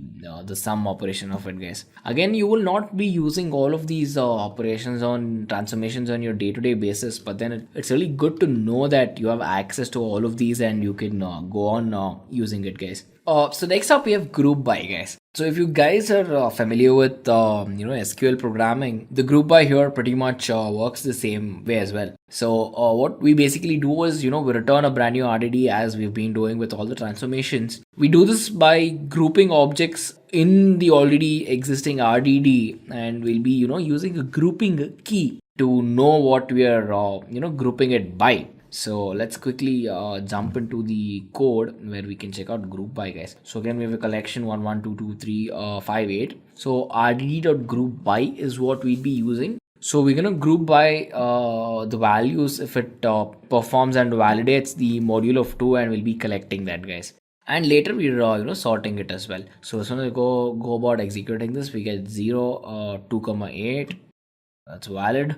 We get 1, 1, 3, 5 as well. So basically you're grouping it with respect to an order, you're getting a key value out of it, and then you're sorting the key, guys.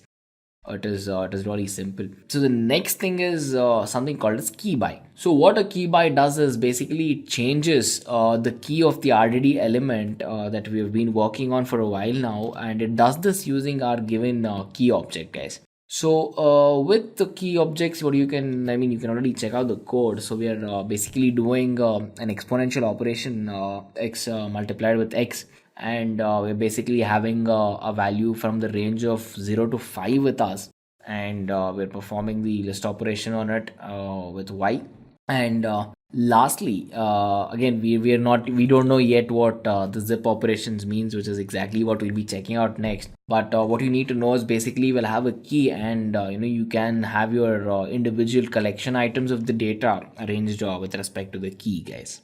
So what is zip? So the zip operation, it is used to join the two RDDs by combining a certain part of each other, right? So think of it as a literal zip locking with each other, right? So you have one part of one thing, one part of the module talking to another one. So it is pretty much something like that here as well. So basically what we do is we return an RDD formed from this list, and we create another collection by combining all of these elements that we have obtained in pairs. So we obtain a pair from one RDD, we obtain a pair from another RDD called Y, and you can check out the iterative example on the screen as well. So we'll be picking out say A from RDD X with the data values 1 and 2. We'll be merging it with the data values of Y, which has the values of 4 and 1, right? It's pretty much as simple as that. So this will work when we have both of the RDDs of the same size, right? So what if one of the collections has a bigger size? So then what will happen, it'll map all our common elements, but whatever is in excess, that is pretty much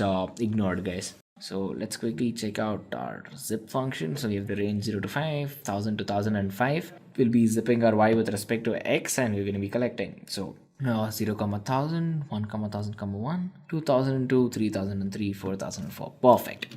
So next again, we'll be checking out our zip with index, guys. Again, it's a single word, zip with index, but for readability, I just pushed it out separately. So what we do here is pretty much we'll create a new RDD. Again, we'll be pairing all of our elements that are in our list already. So whatever lists are present for us, we'll be checking out all the elements that are present there, and we'll be pairing it with their index as well. So you need to know that with Python again with Spark as well, with PySpark, and all the indices start with 0, guys. So since we're just adding an index for it, all you can do is pretty much, A, B, C, D, the output we should give it is 0, 1, 2, 3, guys. So A will be mapped to 0, B will be mapped to 1, C will be mapped to 2, and the index of D is mapped to 3. Pretty simple, right? So next we have the repartition transformation. So repartition, if you've ever played around with installing Windows, Linux or something, then you would have been familiar with what repartitioning a storage medium means. So basically you'll be changing the number of partitions, guys. So it is either it is used to increase or decrease the number of partitions in an RDD. In our case. So how does it work in the backend? Well, all it does is pretty much it does an entire shuffle of all of the data, and it creates new partitions where our data can sit in a fashion manner, and all these data, all the partitions are distributed evenly as well, guys. So let's quickly jump into Google Colab and let's analyze. So the data we have is 1, 2, 3, 4, 5, 6, 7, and the second data set is 4. We're sorting it. We're using rdd.glom to pretty much go about with our repartitioning. So the output we should expect is 1, second element to be 2, 3, third element to be 4, 5, and the fourth element to be 6, 7. Perfect, guys. So to find out the length of this, again coming back to my presentation, again, to find out the length of this, you can pretty much use the repartition.glom. So repartition of 2.glom.collect is again giving our outputs. As soon as I go ahead and run this, it is going to tell us we're basically working with 2 RDDs, and 2 partitions have been created where the data is being stored uniformly, guys. So it's pretty simple. Next we have coalesce.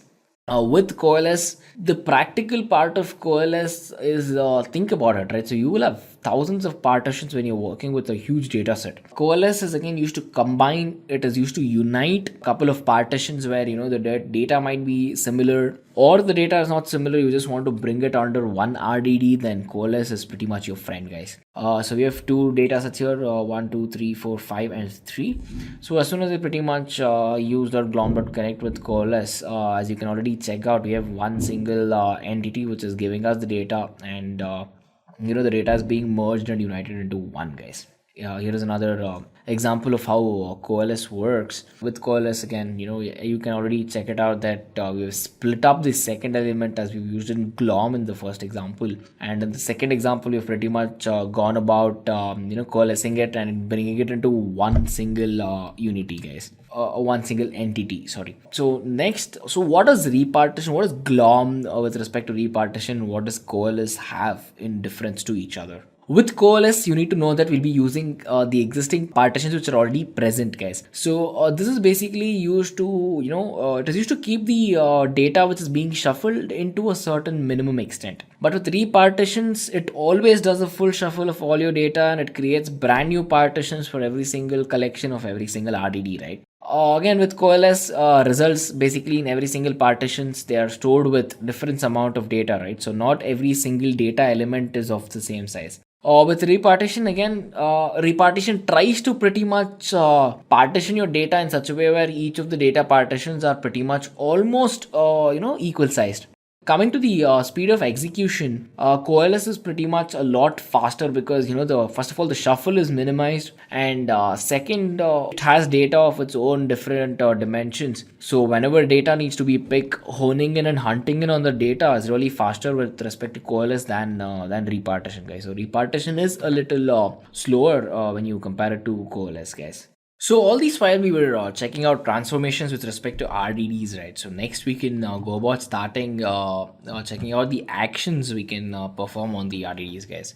So we're already aware, like unlike transformations, RDDs, they pretty much create another brand new collection for us. But here, with respect to actions, what we actually do is we create a new value which is given back to our Spark driver program, guys. But then to start an action, it needs a trigger. So actions have to be triggered with either a previously constructed RDD or another data entry point, guys. So with respect to the RDD functions, there is a couple of functions that we'll be checking out, and there's the reduced functions as first, as take order, take count, collect for each min max functions, standard deviation functions, sum, mean, variance, and all these operations, guys. So let's quickly start out with reduce, guys. So with reduce, what it basically does is it brings everything, all the collections of a data set, and we basically run all of these through a function of our choice. So as soon as we go ahead and let me quickly jump into Colab where we can go on checking reduced. So with it, the syntax is again pretty simple, guys. So for every method, every action, every transformation, we have a dot method which pretty much corresponds to it, and we'll be following the function that it needs to be passed through is basically the parameter that is supposed to have for the reduce function. So as soon as we run this, it is going to add all of the elements that are present in our function, guys. So just passing it through a simple function is what we're doing out here. So here is another simple example that we'll be pulling for all the values of in the range from 2 to 10, and so all these values here as well are being added together, and we're being given the output, and we're running a lambda function as well, like we've been doing for a while now. So if you guys are having some quick time running remembering lambda functions, I suggest you quickly jump into our previous module to get a quick rundown of what the actual lambda function does, guys. So the next action that we will be checking out is the first, guys. So first, again, if you can guess, it pretty much gives us the first element in our collection, right? So as soon as I go ahead and hit this, I get 2, 3, 4. The first element has to be printed. So if I do it 1, 2, 3, 4 and run dot first on it, it is going to give us 1. So it is as simple as that, guys. So parallelize will be inputting our collection, and we'll be running the dot first method on it. The next action is take ordered, guys. So basically what we do here is we'll be returning an array with a certain set of ordered values for the RDD, guys. So consider the example on your screen. We pretty much have input 1539402, and we'll be taking elements in the ordered value of, we need 5. So basically what we're trying to tell here is we need 5 values, and we'll be taking it in the ordered sense, guys. So the first 5 values in the ordered sense will be 0, 1, 2, 3, 4 again. So again, as you can check it out, we have 0, 1, 2, 3, 4, because these are the first 5 ordered elements that we are outputting from the RDD that is present, guys. So next we have take.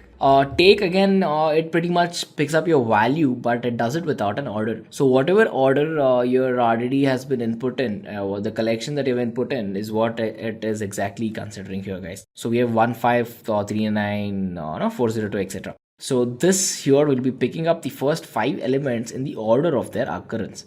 So as you can check out, 15394 is being picked up, but here we are picking it up in the ordered way. So that's the difference between take ordered and take, guys. So next we have count. Count, I guess you can already guess, right? So it pretty much tells us the number of elements that are presented that are present in an RDD. So as soon as we go ahead and hit count, let's count manually, right? First 1, 2, 3, 4, 5, 6, 7. So we have 7 elements. As soon as we run dot count on this, it should pretty much tell us that there are 7 elements present. Let's go ahead and add another one just for the sake of it, and it says 8. So the dot count method pretty much gives us the number of elements which are present in that particular RDD, guys. And next we have the collect action. So with collect action, what we're basically trying to do is we're trying to get all of our elements as an array, guys. So at this point of time, with certain transformations, we were creating brand new RDDs, but with actions, we're not doing that, right? So with actions, let's say if our driver program requires an array, it requires an entire structured data input. Collect pretty much does that which we've been using and seeing for a while, right? So with collect, I mean, we're using collect for a while here right now. So pretty much I'm sure you guys could have guessed it. So the collect action pretty much just pulls it out and gives us the array output that we've been seeing from our first section. And again, here is another example as well. So it's pretty much just another different just a different collection of elements out here that we're pulling it out. But what we're doing with respect to the second one and the first one is, if you guys can see clearly that we have the distinct the distinct method which is being present here. So we have GNU cat rat dog GNU. So GNU was repeated twice, rat was repeated twice, right? So that is pretty much being avoided just because we're we're making use of the distinct method, guys. So collect is very simple. And next we have save as text file. So basically, let us say you want all the data which is stored in your RDD and you want to push it as a text file. So you pretty much, if you want to pull it as a text file. So if the RDD's data set has to be presented as a text file to you and it has to be stored somewhere in your local file system or your HDFS, then pretty much you'll be going about doing this, guys. So with the save as text file, so pretty much we'll have a sample data which is generated for us. And as soon as I hit this, so if you're using a Linux or a virtual machine, this is usually how the data goes about with the path. So /user/bin/my data A1 is the text file where the random data is stored, guys. So again, we can have instead of random data, we can just pretty much go about giving our own data and then pretty much having it save as a sample file for us as well. So since we're doing this on a Google Colab on a Jupyter notebook, the files which are pretty much output are saved online. But if you're doing this on a local machine, then you have to give the full path of the file that you need to put. So let's say you want it in your desktop, you just cannot say desktop. You have to just go about doing C drive users, your username, and then desktop and the file name, right? So one important thing that you need to know is with Windows or with Linux, the extension is very important, guys. So I have had a couple of learners come to me with an error. So the file doesn't pretty much open because your native operating system such as Windows or Linux, it does not understand the the type of file which is being processed. So that is again another important thing which I pretty much wanted to tell you guys about. And jumping back to the slides, we have the next one is for each, guys. So with for each, again, the practical literal use of for each is where we are passing every single element into a function of our choice, right? So here we have defined a function called it f, where the variable is x. So what the function has to do for us is all it has to do is print. So we have defined the function, we're printing it, and then all we're running is this. We're running this RDD and we're using the for each method to go on printing that out, guys. So let's quickly check it out. Basically, we're just printing each element and we're running it across the for each loop, guys. So next we have something called as the for each partition. Well, with respect to the for each partition, what we're trying to do is we're executing every single function for every single partition. So the access to all of our data elements that are contained in every single partition is, how can we go about moving with respect to every single element is basically we'll be using as an iterator as an argument, guys. So we'll be pushing an iterator to tell us how we can, step across each single element and how we can go about printing it, guys. So for each partition is very simple. So we have a function which does the operation where we're running through each of the instances and we're printing x, and we have 1 2 3 4 5, which is our data elements. As soon as we go ahead and collect all the partitional elements here, so pretty much we'll be greeted with the same output of 1 2 3 4 5 as well. And now coming to a little bit of mathematical operations, we'll check out what min, max, sum, mean, variance, and standard deviation all mean. So Spark RDDs again support actions like min, max, sum, max, variance, and all the standard deviation operations as well. So I think it's better to move to Colab and show you. So let's say we have numbers, a variable where we're generating an RDD for values from the range 1 to 100. And as soon as you go ahead and sum the values from 1 to 100, the value of 1 plus 2 plus 3 so on until 100 is pretty much 4950. And running numbers.min is going to tell us what the minimum number is here. In our case, the minimum number is 1. Next we have variance. So variance is pretty much calculated by finding out the mean of it. So mean is usually the middle element in an ordered set of elements. By ordered, I mean either in ascending or the descending order, and the variance is how much each individual value varies with respect to the mean, guys. So here in our particular case, for the values from 1 to 100, our variance is what we get is of 816, and variance usually remains constant for that particular data set, guys. So numbers.max, what is the max element that are present? So basically our range starts from 1 and goes all the way up till 100 and not 100 included, right? So the maximum number in our particular case is 99, guys. So from 0 to 99, if you have to check out the mean, then the middle element that you'll be considering is 50, right?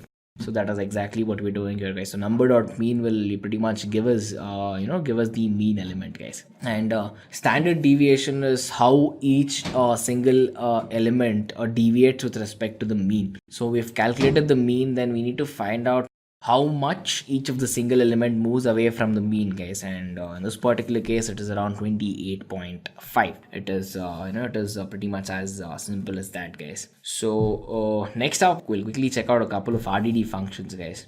So we already walked through a couple of functions here, right? So we've seen what caching does. So caching pretty much stores an RDD without computing it again. With collect, we'll be returning all of the single elements.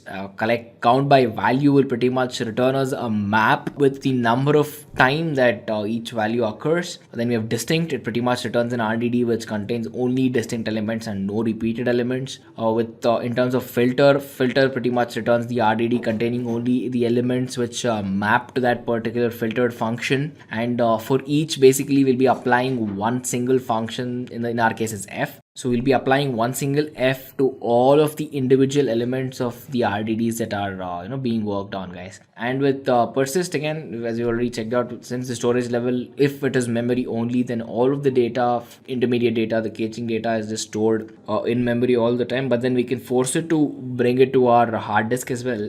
That is with the persistence level table that you need to check out, guys. So storage levels are available, and basically depending on there's a lot of things that you need to check out before using the persist operation, because at the end of the day you might require one module a lot of times, but then it's not specific to get it very quickly. So then you can have it stored on your hard disk and you wouldn't mind that extra stretch, right? So something like that. And we have another couple of functions that you already checked. We have the unpersist function where we'll be forcing it to remove the persistent blocks from our memory. We have checked out union, we've checked out intersection. Count will pretty much generate the number of elements that are present in an RDD, and sample pretty much returns the RDD of that particular fraction, guys.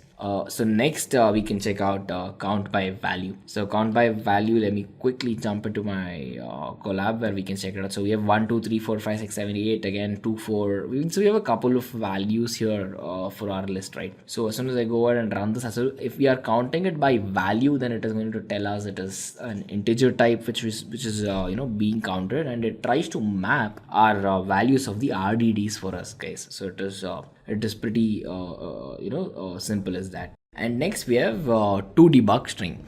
So with our to debug string, if we have to find out where the RDD is cached or where the RDD's value are being stored, if we have to check it in the backend, we'll be pretty much using .debug string, guys. So we have a range from again 1 to 19 or 1 to 13, and we're pretty much subtracting and storing it into the RDDC. So as soon as we hit debug, so wherever these individual values are stored, let's say if we have to map it for something else, or we have to use it for some other operation in the future, or to check where it is natively stored, will be pretty much requiring the mapped addresses, guys. So pretty much to debug string is literally used to to debug and let us know more about it.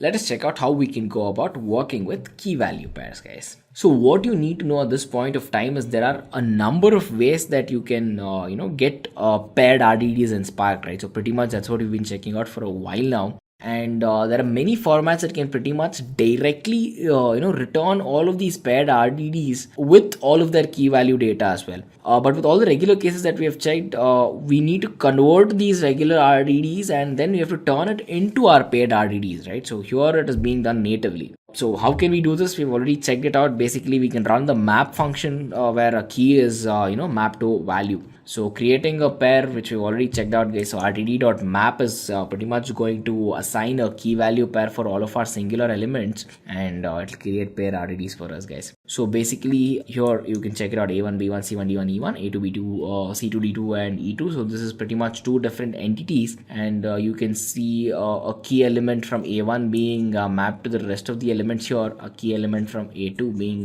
mapped to the rest of the elements there.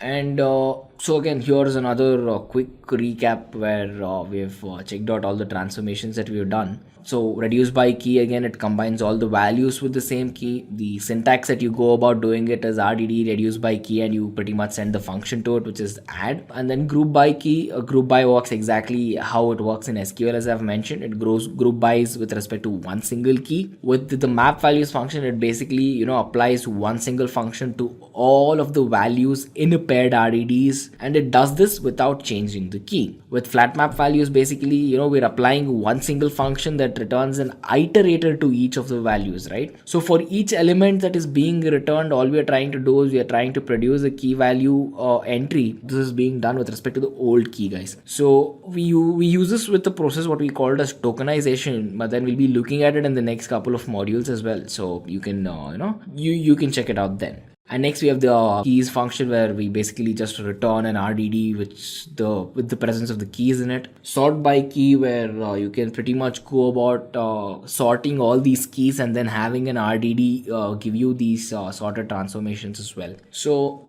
subtract by key will pretty much remove all the elements with the key that is present in the other RDD, guys. So if the same key is present in the second RDD, then it pretty much removes all those elements when it is clubbing it and transforming it into the next RDD. With the join function, basically what it performs is it performs an inner join. So inner join again is another SQL concept here. So it performs an inner join between both of the RDDs, guys. With the right outer join, again it performs a join between two of the RDDs, where the key must be present in our first RDD in case of the right outer join. With the left outer join, again it performs a join where the key must be present in the right RDD or the second RDD that is being joined, guys. So with the right outer join, it must be present in the first one, the key must be present in the first one. With the left outer join, the key must be present in the second RDD, guys. And co-group, again, co-group is pretty much, it is used to group all the data from both of the RDDs where they share the same key. And next up, we'll check out something called as RDD Lineage, guys. What is RDD Lineage? So RDD Lineage is basically a graph with all of the parent RDDs which were given before transformations, guys. So as soon as you apply a transformation, we're already familiar that another duplicate RDD is created and that RDDs are immutable and so on. So Lineage pretty much graphs us out, it gives us a graph of, it gives us a DAG, directed acyclic graph of the parent RDDs of that particular transformed RDD, guys. So it creates this path, it creates a logical execution path starting from the parent RDD and going to all of the transformations which have been done, guys. So it's pretty simple. You will require this to, we've already checked it out. It's pretty much debug string to print our lineage, and it tells you the map where the memory slots are given. But then you'll only require this if you're going about debugging your application or if something is wrong with that. To further talk about this, so basically, let's say we have an RDD graph, which is basically the result of all of the transformations that we have done. And, we have an RDD lineage graph, which is generated on that. So since we have done some transformations on it, they will actually be executed in particular order, guys. So here is to explain more about the debug string method. So basically we have been doing RDD.toDebug from all this while. So with all of these functions that have been, let's say you've used the Cartesian method, you've used the map method, you've zipped it, you've used the union method, then you've pretty much gone using keyby, you've used another union on all of these, right? So to give you the path of execution, to give you a route that you have taken, pretty much you'll be using that again, guys. Let us check out word count using RDD concept, guys. So what is a word count program? A word count program will pretty much return the frequency of every single word that occurs in the particular file. So let's say we have an RDD that is created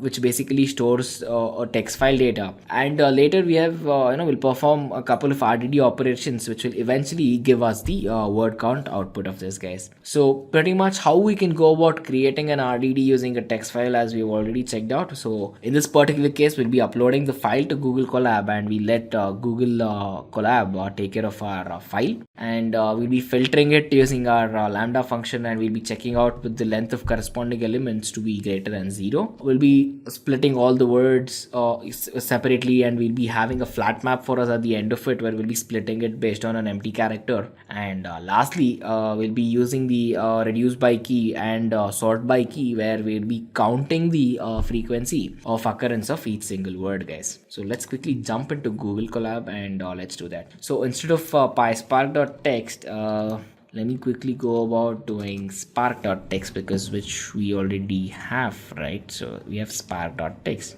So as soon as I go ahead and create our RDD, we're picking it up, we're adding a filter to it, we are making it a flat map where we're splitting all of the individual elements, and we are actually counting the word, right? So now as soon as I go ahead and run this, pretty much all of these words have been put only once. So we have Apache, Spark, with Python is PySpark. So all these are occurring once, right? So let's quickly change that. Let's have Spark here. I'm gonna give another PySpark, probably. Let's do it a couple of times here. S is caps, sorry about that. PySpark. So let me quickly save it, come back to our Google Colab. Let's go to the part where we actually uploaded it.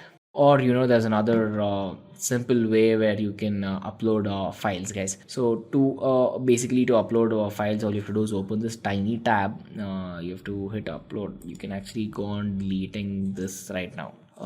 Go to desktop, go to Spark, upload this. So yes, so whenever you've uploaded files, it will get deleted as soon as the runtime is recycled, guys. So now PySpark is 1, but let's create another RDD because we're picking it up from a new file. Let's filter it out again. Let's add flat map to split all the elements. Let us perform the word count and sort the words. So as soon as I go do this, it says PySpark appears 3 times. Pretty much simple, right? And then you can pretty much save this entire flat mapped output into a text file, and you can have it under the folder called as word count. So if you're using this in your local machine, you need to give the location of the folder where you'll be pretty much wanting to store the data, guys. So the next simple concept that we'll be quickly checking out is called RDD partitioning and achieving parallelism, guys. We've been talking about partitions a lot, right? So partition is nothing but a logical chunk of data, which is basically large amounts of data. And Spark manages to pretty much use all of the partitions, and it helps parallelize all of the distributed data that we have. And it has to do this with minimal network sending, right? So you need to send the data and receive data between executors as well. So if half of your time is wasted with, just sending and pulling data, then it really doesn't make sense. So Spark has to do this efficiently as well. And it does. Well, how? Well, by default, pretty much Spark, tries to read the data into an RDD from the nodes that are right next to it. So it will pretty much figure out what the access time of data from each node is. And this will basically tell it how close the node is from the RDD, right? So then it pretty much, does the data pulling and pushing. And now we have the criteria where it really does minimal network trafficking, right? So here, consider we have a couple of items. We have about 25 items on the screen. And, the RDD here is split into 5 partitions of 5 each. So item 1 to 5 is partition 1, 6 to 10 is partition 2, 11 to 15 is partition 3, 16 to 20 partition 4, and respectively 21 to 25 is the 5th partition. So again here, as you can check out, if we are mapping it, we can cross map it to something else where we are pretty much using it as efficiently as possible, guys. And since Spark usually accesses distributed partition data, and to optimize all of the transformations, it creates the partitions that can hold a lot of data. So every partition is pretty much being created where it knows that it can hold a huge chunk of data, guys. So do we have to program how we partition the data? Well, absolutely not, because RDDs get partitioned automatically without a single intervention from the programmer, guys. But Spark pretty much gives us the functionality where we can go on adjusting the size, the number of partitions, or how the data has to be partitioned based on our particular application, guys. So this can be done using the def get partitions and array of partition method, where we'll be pretty much this is basically functioning on an RDD, and this will get to know the number of partitions that are are present in the particular array, guys. So coming to the types of partitioning, we have two types of partitioning. One is hash partitioning and one is range partitioning, guys. So again, this is again another step taken by the developers at Spark, where they're giving you the customization to partition it based on your particular needs. But there is a very important thing that you need to know is customizing partitions is only possible when you're using paired RDDs. So you cannot go about using this on single RDDs, guys. And but then, so this might feel like a disadvantage at this point of time, right? But it is not. So again, another basic advantage here is that pretty much you will have data which is very similar, right? So you'll have multiple cases of similar data which is located at the same place. Then shuffling the data pretty much in by transforming it by using group by key, reduce by key will again make it an efficient way to pretty much know that you have an index where you can pull your data from, you can arrange it, you can sort it based on that particular index element, and this is again an advantage of having paired RDDs as well. So coming to the hash partition technique, the hash partitioning again is pretty much the technique where one single key, we call it the hash key. So the hash key is basically used to distribute all the elements across the partition, guys. So one thing, I mean, you will not be using this practically, but I just found this to be an important concept that I want to teach you guys. So with hash partitioning, basically you need to know that we have something called as the hash key, guys. So the hash key is at the end of the day our go-to person, where we'll be using it to distribute our, basically we'll be using it to track, to create and to distribute all of the values in terms of different partitions, guys. So again, we have one single RDD on the top, we have a couple of elements in that particular RDD, and pretty much we'll be hashing it. We call it the hash key. So we'll be using the hash key to pretty much tell where where the particular key and where the element of that key has to sit and in which partition, basically. So all you need to know at this point of time is that the hash key denotes where an element has to go into which partition, guys. Coming to range partitioner, well, we already know that RDDs, they have keys, and sometimes these keys will have a particular order, say ascending order or descending order, and to go about doing this in a fashioned manner instead of using a hash key, we'll be pretty much going about using range partitioning, guys. So range partitioning will work when you have something in ordered. So how do we go about doing it is basically we'll have tuple here. Our tuple will have keys which are in the same range as our native RDD. And keys in this particular range partitioners are actually partitions based on all of the sorted range of keys, guys. So you need to, the keyword that we are trying to highlight here is pretty much sorted. So the keys which are present here are partitions which are based on the sorted range of keys and the native ordering of the keys as well. So how do we go about doing range partitioners? Well, it's simple, guys. So first we need to compute a reasonable range boundary to our data, right? So we cannot have huge set of boundaries and work on it. Basically, it will take more time. Followed by this, we'll be constructing a partitioner, giving the partitioner that particular range boundary that we're using it, and telling it to partition our index and work with it from there. And lastly, we'll be shuffling our RDD values against this particular range values, guys. So we have a couple of tray numbers out here to give you as an example.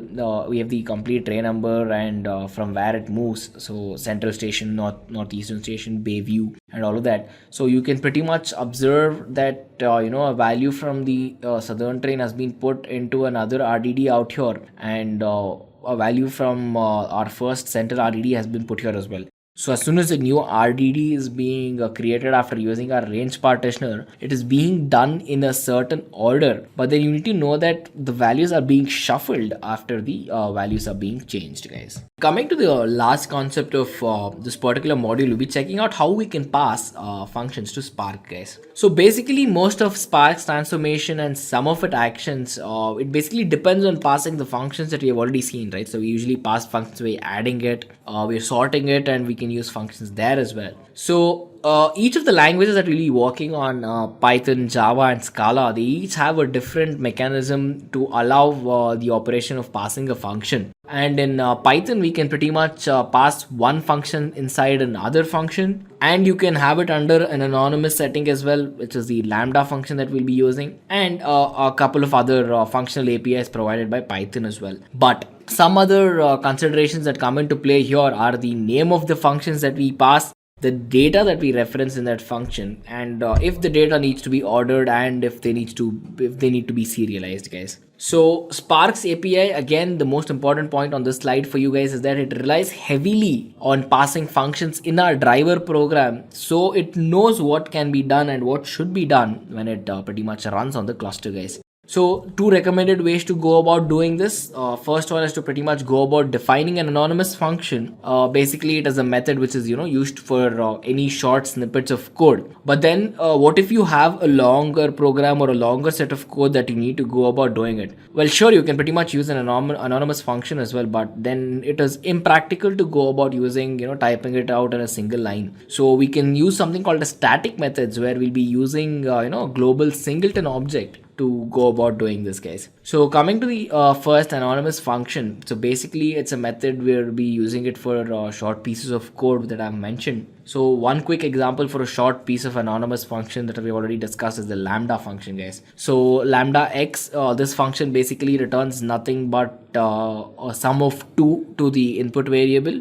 So whatever is on the left of the colon is again the list of parameters that you need to pass, and on the right is the expression that which is required to involve all of the parameters and to perform operations on that. And you can name the functions as well. So as we already seen, 1 2 3 4 5 values and RDD is being created. We are creating the map function, and then we are having the lambda give us the +2 output of whatever is the input, guys. So functions take in multiple parameters, or the functions can take no parameters as well. So there's pretty much no compulsion that you have to compulsorily push in values to a function, guys. So as you can pretty much check this out, we are adding 2 to each of the elements here. So 1 + 2 is 3, 2 + 2 is 4, 3 + 2 is 5, and so on, right? So it is pretty much simple, guys. So with the anonymous status of this function, so as soon as you pretty much find it's basically saying is that it needs to init our main function and then get the value of x. So you can have the lambda function return the x + 2. It doesn't have to be as simple as x + 2 what we've shown here,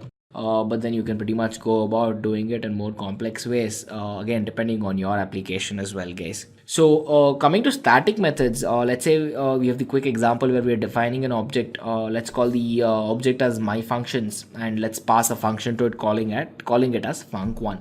So instead of just passing values to our function, what we can go about doing is pretty much we can do the call by reference as well.